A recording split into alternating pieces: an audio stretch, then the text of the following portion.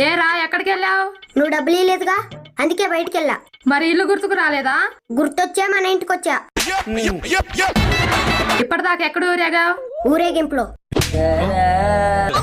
ఏరా తమాషానా? తమాషాకి ఎక్కడైనా ఊరేగింపు చేస్తారమ్మా?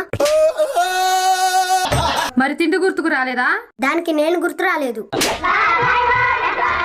సరే బట్లీడు స్నానం చేద్దు గాని. తప్పదా అమ్మా? అసలు మనుషులు ఎందుకు స్నానం చేస్తారు? మనం పశువులం కాదు కాబట్టి. మరి పశువులు ఎందుకు చేయట్లేదు? వాటికి ఏ సబ్బు వాడాలో తెలియదు కాబట్టి. అవునమ్మా, కనీసం నన్నన్నా అడగాలిగా. ఇక చాలే బట్లీడు. సరే, ఇప్పుడు నేను స్నానం చేస్తే నాకేమిస్తావు? తుడుచుకోవడానికి టవలిస్తా.